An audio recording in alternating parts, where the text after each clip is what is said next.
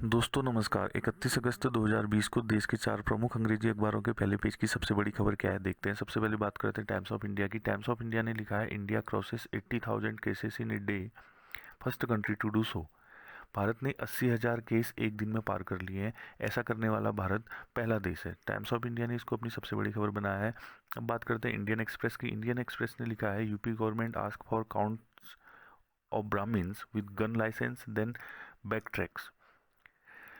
उत्तर प्रदेश सरकार ने एक रिसर्च करने की कोशिश की है और जानने की कोशिश की है कि उत्तर प्रदेश में कितने ब्राह्मण हैं जिनके पास गन लाइसेंस है, बंदूक का लाइसेंस है। और ये भी जानने की कोशिश की है कि पिछले 3 साल में कितने ब्राह्मण मारे गए हैं, उनका मर्डर किया गया है, और फिर उनके जो दोषी थे क्या उनको सज़ा मिली है। तो इसका पूरा रिकॉर्ड जानने की कोशिश की है। दोस्तों वो ऐसा इसलिए कर रहे हैं क्योंकि जो विकास दुबे मारा गया था और उसके साथ विकास दुबे का एनकाउंटर हुआ था और उसके साथ उसके 5 अन्य साथियों का एनकाउंटर हुआ था, ये सारे के सारे ब्राह्मण थे।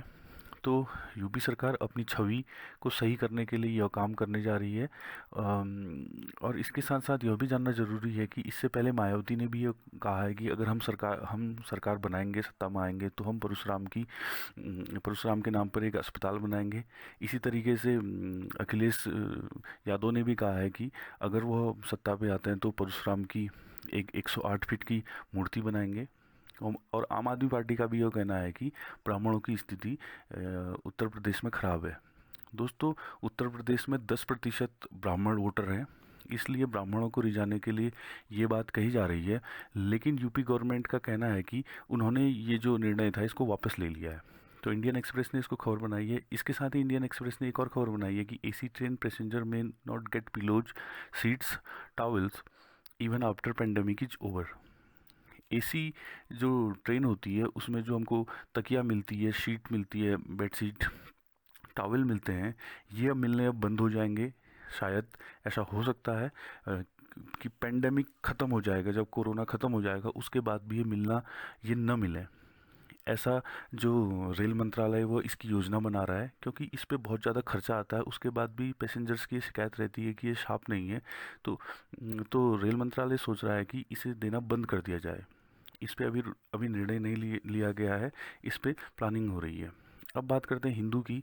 हिंदू ने अपनी सबसे बड़ी खबर बनाई है, India has potential to be a global toy hub. Modi ji ने जो मन की बात में कहा कि भारत के अंदर पोटेंशियल है, पोटेंशियल मतलब संभावना, एक एक ग्लोबल टॉय हब बनने की, जो वैश्विक केंद्र बनने की, खिलौने बनाने का भारत में इसकी संभावना है। मोदी जी ने जो मन की बात में बात कही थी, इसको हिंदू ने अपनी सबसे बड़ी खबर बनाया है।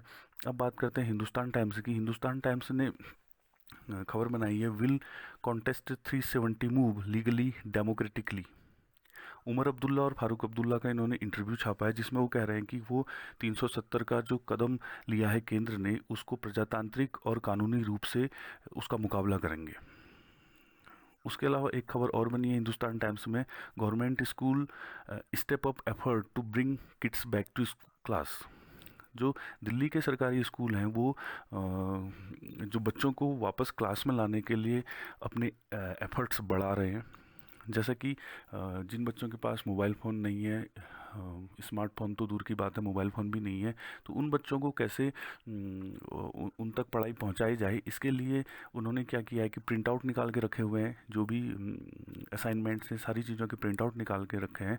उसके बाद टीचर्स क्या करते हैं कि गली मोहल्लों में घूमते हैं अपने माउथ पीस और स्पीकर को लेकर के, और वहाँ से वो उन्हें बुलाते हैं कि जो भी बच्चों के पास स्मार्टफोन या फ़ोन नहीं है वो असाइनमेंट लेने आए। तो इस तरीके से अपने प्रयासों को बढ़ा रहे हैं दिल्ली में गवर्नमेंट स्कूल के टीचर्स।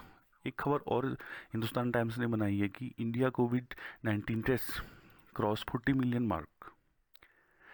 भारत में जो कोविड के टेस्ट हो रहे हैं वो 40 मिलियन से ज़्यादा हो गए हैं। तो इसको भी हिंदुस्तान टाइम्स ने अपनी खबर बनाया है।